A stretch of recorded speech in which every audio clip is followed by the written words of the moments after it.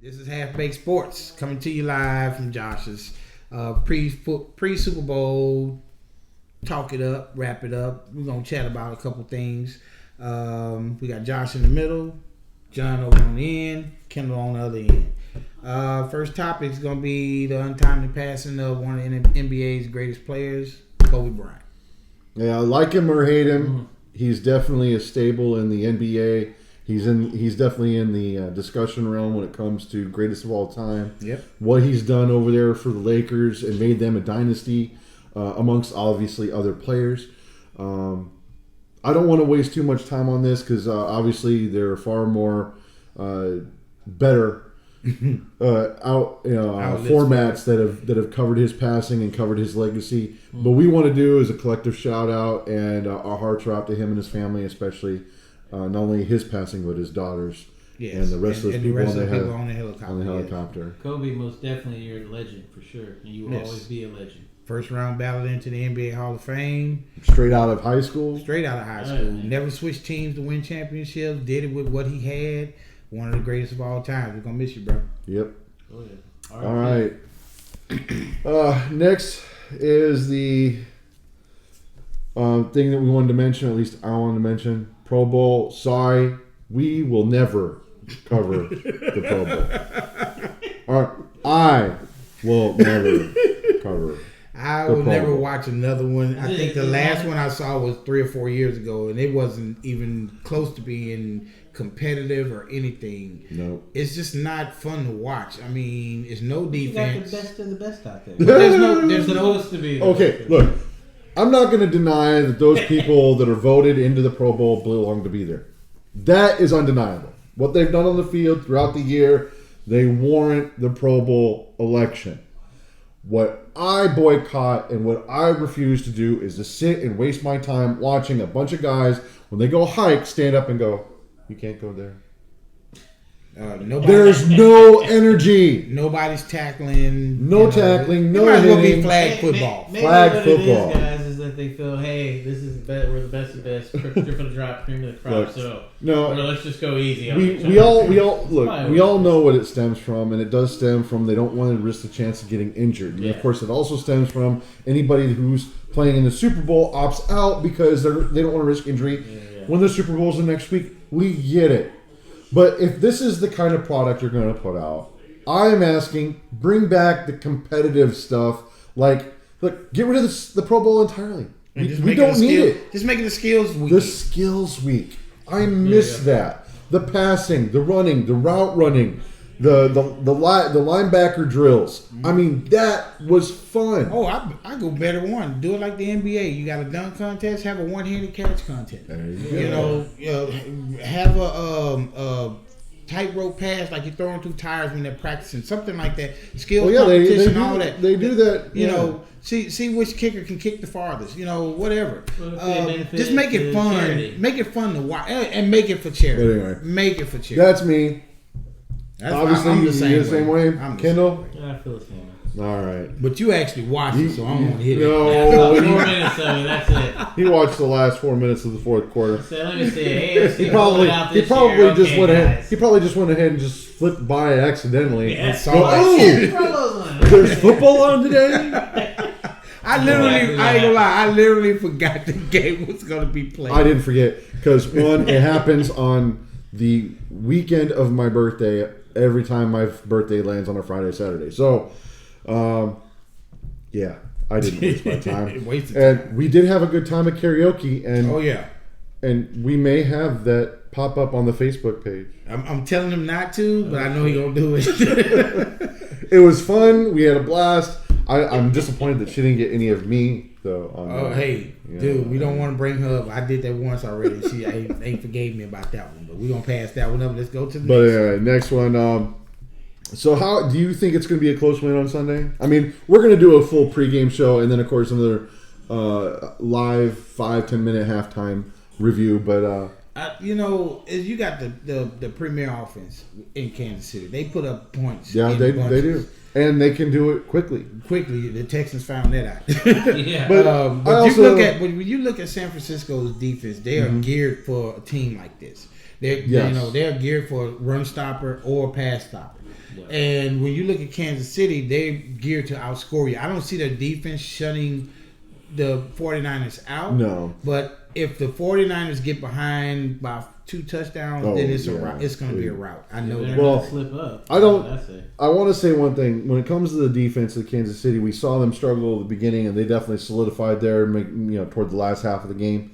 And they've been very dominant this postseason. Granted, some of the competition was not what we would call up to par. But even with that, I mean, Kansas City, they definitely didn't play the tougher of the teams that in this playoff season. Yeah. They played Texans and Titans. I mean, the AFC South, nothing against them, but they definitely were the weaker of the teams that made the playoffs. I can't blame the teams they played.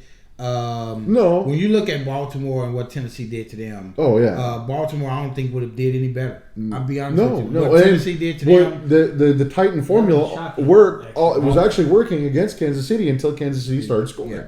So Kansas City's offense by far best. Yes. And we're going up against the best defense that we've seen this season as well. If San Francisco keeps it close, San Francisco wins that game.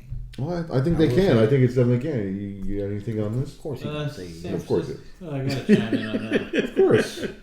Didn't wear a shirt today, but we'll forgive him. Well, that'll be made up Sunday. San Francisco's going to do okay, I believe. Oh, yeah. As far as the point spread goes on that, I know. I haven't even looked. It's going to be a close game. Yeah, look, the point spreads for these Super Bowl games fluctuate usually right now when things are leading into the game, and it's usually all hype.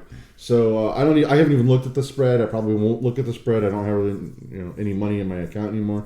So I put all my eggs in one basket in Green Bay. So let me down.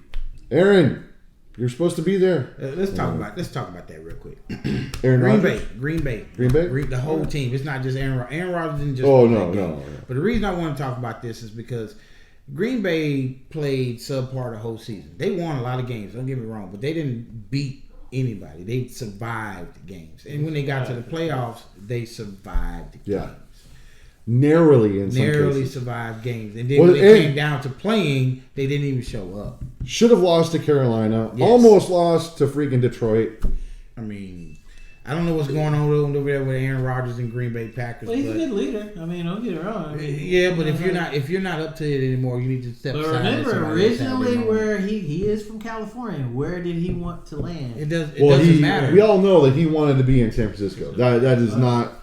That is not. He is where he is now. Okay, well, let's say it like this: all these older quarterbacks that are still playing right now.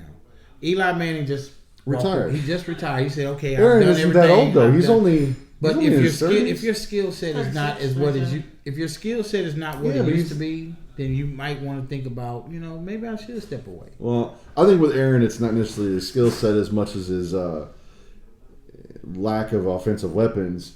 Outside of Devontae Adams, he really didn't throw to too many people, and even Devontae dropped a few of those passes this year. That's true. And I think that's really where the struggle is. There's definitely a mismatch or a miscommunication somewhere along the game planning or the new system is what they call it. So I am looking forward to seeing if they can correct some of that next year, because take a look, even with their discombobulated nature, the miscommunication, they still went 13-3. Yeah. I mean, more weapons. If I'm probably wrong in my assumptions of what's going on with Aaron Rodgers and the Green Bay Packers, but I guess if they can get him some more offensive wide receiver weapons and a legitimate running back, I think they'll be back to where they were. Oh yeah, I mean, just look. It only takes time to get rapport. So as soon as these new weapons that he does have, or these receivers, as soon as he gets a better rapport with them, or a better understanding of the system and how it works, then he'll be able to anticipate. And that's where he shined. He was able to anticipate under McCarthy. He knew where these receivers were going to be. He was able to throw them open, which is what we always talk about. Throw your receiver open. Throw them to that spot so they run into the spot. They don't get hit. Things that he was successful with, especially on those sidelines. How many more years do you think Aaron's got in him? Oh, he's still young. I mean, I think he's in his early 30s, so I'm giving him. Well, even if he's 33, 34, that's still 4 or 5 years down the road before he's looking at. Well, I mean, he was drafted 10, right along with Alex Smith. Alex Smith, yeah. Now, I told myself I wasn't going to do this before we get to the next topic, I seen something on Josh's computer that I have to address. That BS right there. I was told myself I was not going to say this. Texas. And I'm wearing my garb. Don't get me wrong. I represent my team. I'm for my team. But it says on here that Bill O'Brien has just gained the general manager's title, which is now stating that you are the head coach, the general manager, and the offensive coordinator. I think that's what he did last year, if I'm not mistaken. He called the shots left to right. Pretty much. You just let go of your defense coordinator, whether he retired or you fired him, I don't know. And then you promote the assistant defensive coordinator to coordinator, so which basically says you are the defensive coordinator too. To me, that sounds like you just want to do everything. Well, here's what's going to happen, O'Brien. If they stank it up this year, you get all the blame. There is no escape for you. So I'm not hoping for the Texans to do bad. I really want them to do good. But with you doing all these things, you can't be great at everything. If you can be good at everything, you can't be great at one thing. Pick one of them. Let somebody help you. Get the people around you that can help you make these decisions without stressing you to crap. Excuse my French. I was about to curse. Without stressing you out to the point where you make bad calls and bad decisions again like you did last year. And we don't need another Kubiak. That's yes. Yeah. The only thing we can do, guys, is just get better. I mean, at least get back to where you. Well, you're talking about how do you get better when you got one person doing everything? Well, you can't be at all points of the field. I don't know. I don't necessarily think he's doing all. for Dallas Cowboys is doing everything. No. He was the most limited. He was the most limited head coach. I don't even know if he did anything. Non-facial, got non-expression. He was just a face out there, bro. Jerry Jones was calling him play. What did Skip Bayless call him? Puppet. Captain Clap. Captain Clap. That's what he does. Look. Nothing. We've already discussed Garrett before, and now Garrett's landed himself a nice little cushy offensive coordinator job over in the Giants, which is going to be fun because he gets to face Dallas twice a year. Yes. So, that'll be interesting. Depending on if this Daniel Jones kid, they still have a lot of work to do over there in the Giants, but it depends on what they get going. But no, look, Bill O'Brien being from the Belichick cloth, he's trying to be Belichick. Unfortunately, there's only one Belichick. And when Belichick was asked in an interview, has the head coach and GM ever conflicted? And he says, luckily for me, I have enough people in my personnel that it's never become an issue. Because they never let it get to that point. There's a culture in the Patriots that he has instilled from day one. They still live it. They still eat it. They still breathe it. Mm-hmm. It's a culture of excellence and focus and the do your job mentality. People have tried to duplicate it in other places and had some success or no success. Bill O'Brien is trying to duplicate it here in the Texans. I think he's got his work cut out for him. He's still trying to be the offensive coordinator. That's a mistake. Be a head coach, be an offensive coordinator. Don't do both. Now, as a head coach and GM, can you do it? Yes, you can statistically, but should you? There's a reason why the GM is another position. It has its own headaches, responsibilities, stressors. Because look, you have to take a look of what's out there, what's available. When you're shopping for the grocery list, if they don't have scallions, what are you going to put in there? You don't know. You have to be inventive. You have to be creative. And that's where the GM needs to be in alignment with the head coach, but still be able to do his job and get the groceries that you need. The other side of that, and this is to me the negative side of that, is it's one person making decisions for pretty much the whole team. Oh, yeah. One person. This is not the owner of the team doing this. This is the head coach, general manager, whatever. You're making all the decisions. You don't have no outside input except your head. And that's why I said if it falls apart, you're the one that's going to be out. It says here in the article that McNair said in a statement that he was encouraged by the progress they made this year. I have to say, a lot better than last year. No, it's not. It's the same. No, look, the reason that they did as good as they did is because Deshaun Watson can scramble and extend plays. Watch it. Because all it's going to take is one solid hit, and he won't be the same dynamic player anymore. Mm-hmm. He just like RG3, all of a sudden he can't make the cuts no more. Having a QB like that without having something to protect him from himself, meaning a solid offensive line, and a head coach with some brains, and an offensive coordinator with some, I don't know, creativity, imagination, creativity. You know, you're going to shoot yourself in the foot. And mark my words, I hate to say it, but I do not think that the Texans are going to walk away with the division next year. No, they won't. Tennessee will. Tennessee is stepping up, and that doesn't even. They may not even have Ryan Tannehill. They may have another quarterback, and they will still be better because they got Derrick Henry. Yes, and their defense has stepped up way. And their offense is starting to click and understand the system, so they're going to be a threat. Colts are going to be improved. So once again, we're going to have a division that's going to beat up on each other. So the Texans are going to be in a fight for that first spot. Now, I do want to point out that Crennel is not off the roster, but he is no longer the defensive coordinator. They've promoted the defensive line coach to the top defensive coordinator position, and I don't know if they mentioned him by name. Yeah, Anthony Weaver. Okay. Now, here's my thing. The defensive line is probably one of the solid things for the Texans. So I can understand the promotion.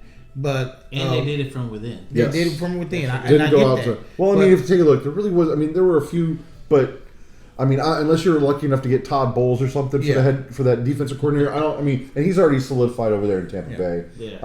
He ain't going nowhere. Maybe Lovie Smith if he's available, and Caldwell. Yeah, Caldwell. Okay, is he a defensive coach or is he an offensive coach? I believe he's a defensive coach. Anyway. But the thing is, you're promoted from within. Anthony Weaver, I've heard of him, and I've seen what he's done with the defensive line that the Texans have. So give him a shot. I don't have a problem with that. Not a bad pick by any means. I don't have a problem with that. Will Belichick, I was going to say Belichick.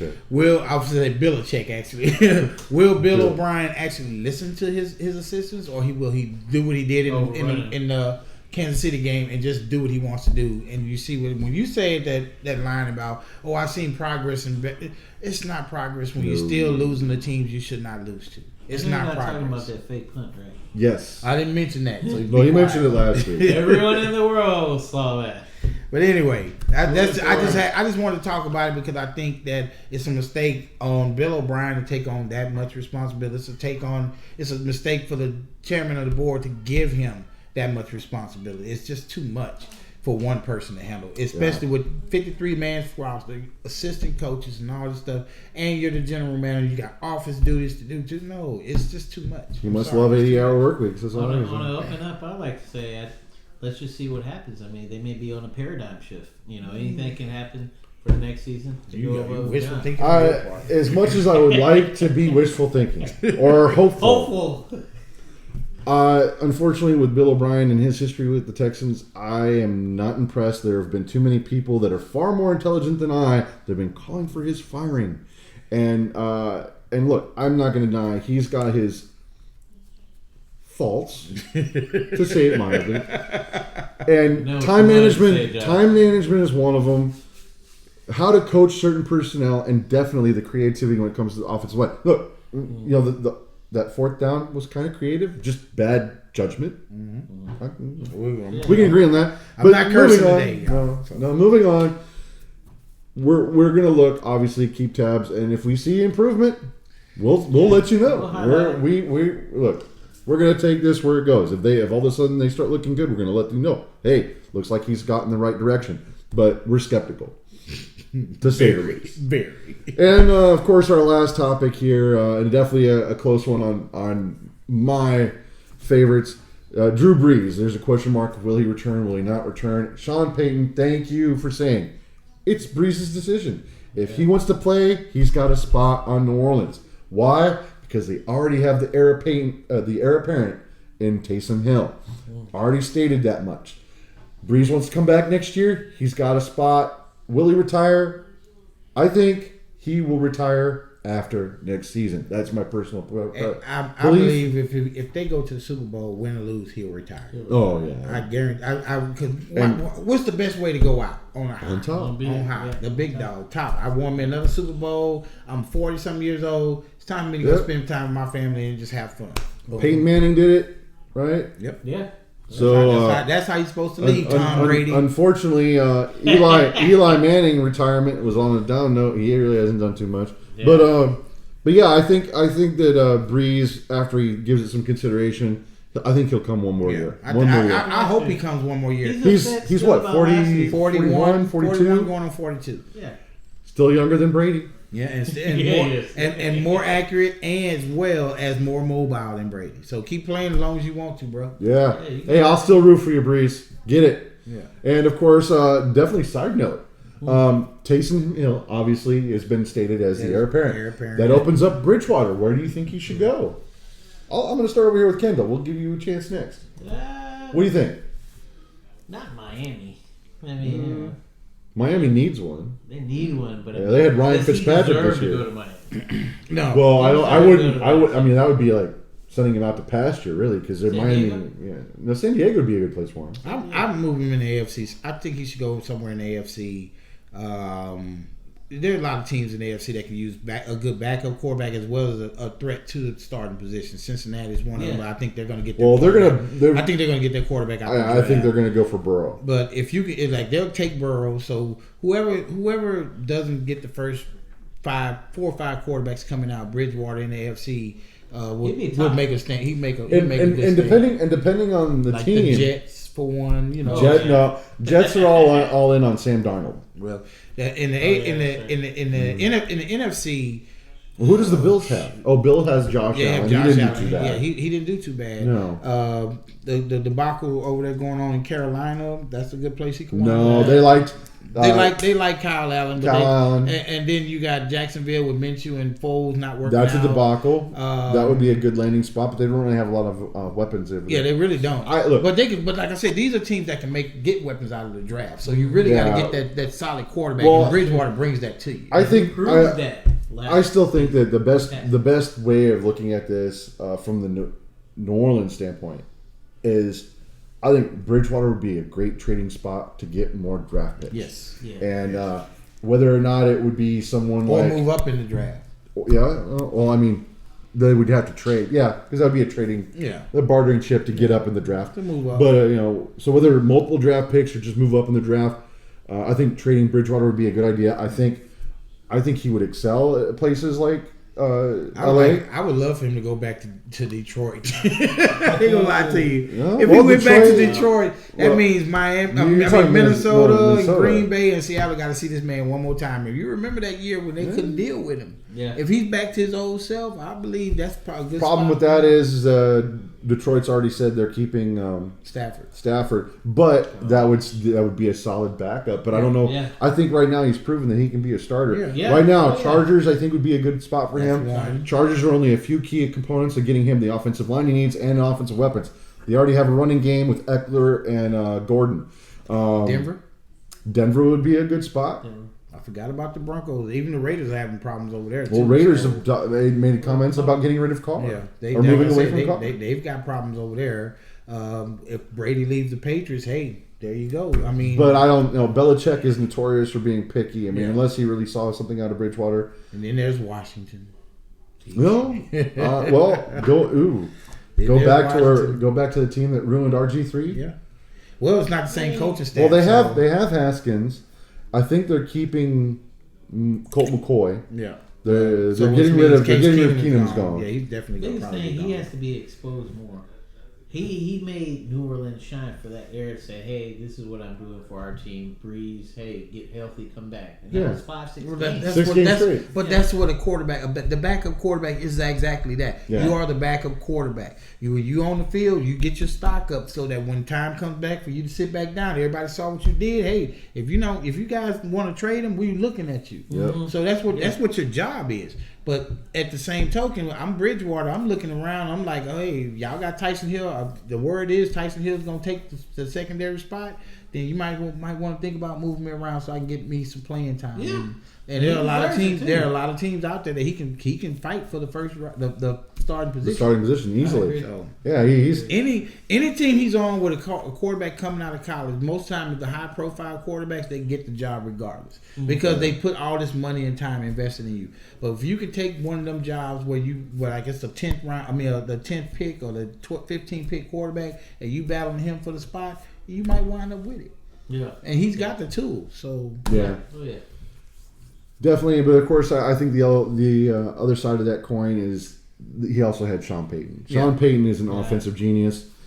He's definitely one that he looks at the football from the offensive side, and he comes up with creative ways of using his personnel. He doesn't come up with a system. No, he comes up with creative ways to use what he's got. Yeah. He's the ultimate chef. Oh, I've got this ingredient and that ingredient, and let's mix this up and see what works.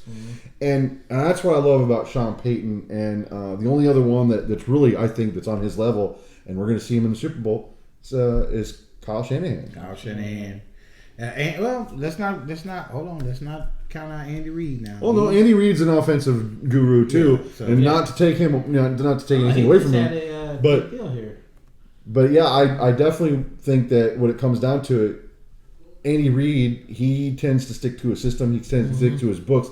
He doesn't get creative. Yeah. As much as some of these newer coaches do. Okay. He's the one. If it ain't broke, don't try and fix it. Exactly. Well, you got for the Super Bowl, you got Mahomes, scrambling quarterback, dynamic quarterback, big arm, ton of weapons. A semi decent running game, but with that front four and 49ers, the defense. Period. I mean, with Sherman and playing lights out in the back also, that's a different story. But then you look at the 49ers, the defense is top notch. Yeah.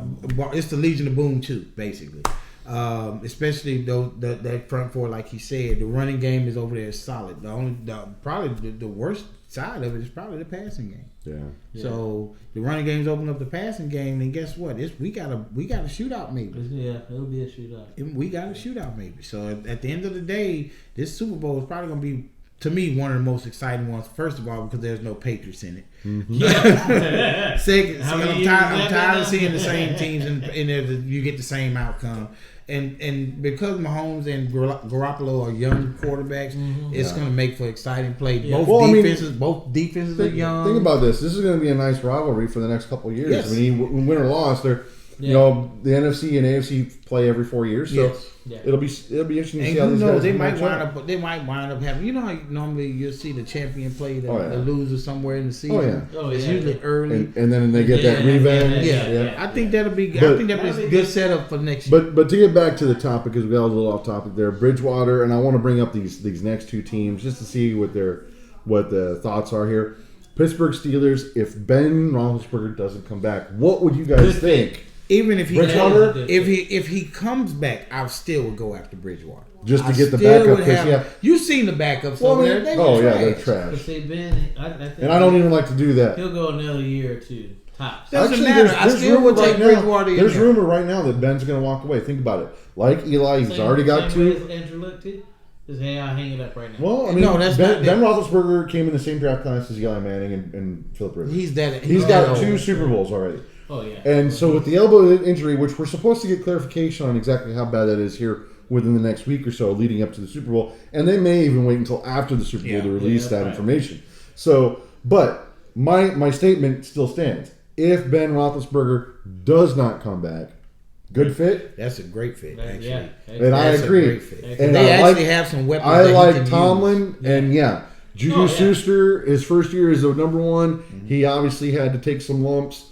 They still have another decent receiver. I can't remember his name. And then you got what's the running back name? Connor. Yeah, okay. He's got the defense is pretty good. Yeah, with the offensive line is pretty good. Yeah. So it's just a matter of getting the right quarterback back there. If you can get Bridgewater in there, go for it. That's not a bad move. And even the offensive line is solid. Yes. But even if it does break down, he's still mobile enough to get out. Now the other one on that I was going to bring up outside of Pittsburgh, and one that we know is looking for a QB is Tampa Bay. Thoughts? Yeah.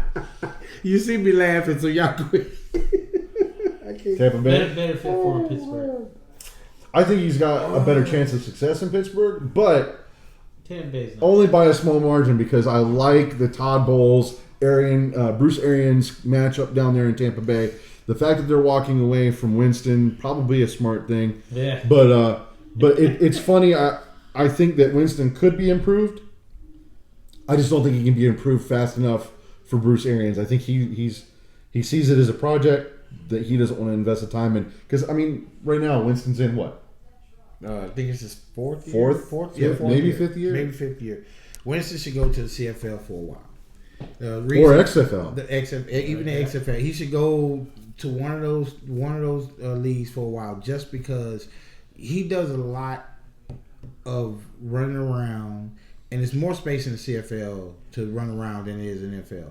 I think he can hone his craft for like 1 or 2 years over there, and he can come back and be. He throws 30 touchdowns, but you threw 30 interceptions. You gotta find your balance, find your medium, find your calm place because you're just too out of control right now, and that's what people don't look for you as a go-to quarterback. So, I was hopeful. Yeah, go ahead. He needs some growing up to do, as far as I'm concerned. Yeah, he made a lot of. Yeah. And then he was very young, and then this is what it's about. So now he's been in the league just for a minute, not long. No, he's been in for a solid 4 years. But see, but Kevin, when you say stuff like that, like when do you take your hits and you grow up? Right. And you say, okay, now you're getting let go. Now you really got to grow up. So where do you go? What do? You go try for another NFL team? They're not going to make you the starter, bro. Your stats don't grant that. But that's all going to be up to him. But as far as Bridgewater going to Tampa Bay, the Saints would probably not want to trade him there for the simple fact that that's a rival. Yeah. You know. So, but I can see him at either one and have success. Yeah, I'm trying to look up his year that he was drafted. Oh, the Wikipedia one right there. Right. And it says born college, draft 15. Yeah, so that's 4. That's 5 years. That's 5 years in. Look, I'm kind of torn on this. Bruce Arians had him playing at the height of his ability, and there was one game where he only threw 2 interceptions. Believe it or not, that was a good thing. And there was another game where he didn't throw a single interception. And unfortunately, those are the only 2 I can talk about because I did not take a look at his stats every game. But he's got the ability to be a great quarterback, I think. But he's a project. He has to relearn everything that he's learned. I think it's his mindset. It's too immature. I believe his mindset's too immature for the game. Period. Well, but only time and dedication would be able to tell and change this narrative. He's got 5 years in. Most quarterbacks don't last much longer than 10 to 15. Especially if you don't take care of your body like Brady does, or Breeze does, or Aaron Rodgers, where like a big part of their body care is their diet. I mean, I know Peyton Manning when he was going through his surgery, he was on a special diet to help his healing process. So, when I'm looking at his career highlights, his rookie year was his best year. I mean, it was literally it's awards all over the place. And then you get to 2019, you led the league in passing yards. The downside is you led the league in interceptions. You led the league in pick sixes. These are things that a aspiring great quarterback needs to get down to manageable. You don't ever want to have more than 7 interceptions in the season. You had 30.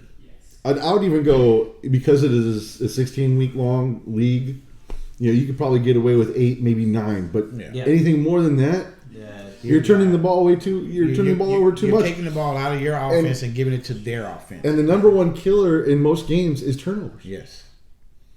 He had 5 in one game at one point. I'm like, when is enough, bro?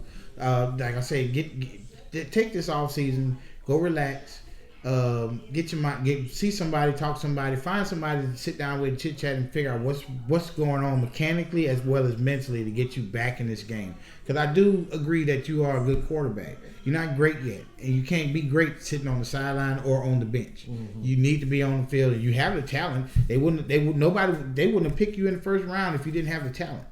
You have everything it takes. You just got to get yourself on the control. And with that being said, I believe whether someone's going to take the risk and put you in the starting position or take a risk and pick you up and put you in the backup position, I don't see you sitting on the sidelines. You're going to be playing next year. Yeah. Either as a support, as a backup QB, or the main one. So to fix it mentally. Head up, look forward, and look. Don't be humble. Go out and seek some of these QBs that have done it in the past and that are willing to train. What's they call a mentor? Mentor. That's what he needs. Kurt Warner has offered his ability and expertise to other quarterbacks when they've asked. I'm pretty sure Peyton Manning would do it if asked. You know all the greats to step up and say, "Hey, you want to talk to me? I'll sit down and talk." Maybe not Brett Favre, but there's another reason. Brett Favre's an asshole. Everybody know that. Shoot. Brett Favre, what did he tell Aaron Rodgers? I'm not finna train my replacement. That's what me and Chuck got there from. Right. So but there are others he can talk to. There are current quarterbacks he can talk to that are his age. Well, there's a ton of people. There's like 100 different QB coaches out there that you can hire too. So. I think that pretty much sums up this week. Definitely stay tuned. We are going to be covering more sports this off season as well as the XFL. Yeah, we're gonna try some XFL. I'm gonna check out a couple of Canadian Football League games just to see what's going on when that season starts. I got my friend Larry and my friend Kendall here going to be taking me to my first Astro game. And I will, and we are going to go live to a Roughnecks game. I'm not sure if it's going to, whichever, I think it's the second or the third one I'm looking at, whichever, at home game. Yeah. But we are going to go to one, and Josh's going to put this on, try to get as much video as we can, and hopefully we can get some fan interaction videos for you guys. Also, I want to say Bridgewater to Pittsburgh. There we go. I agree on that one. All right. With that, we're out.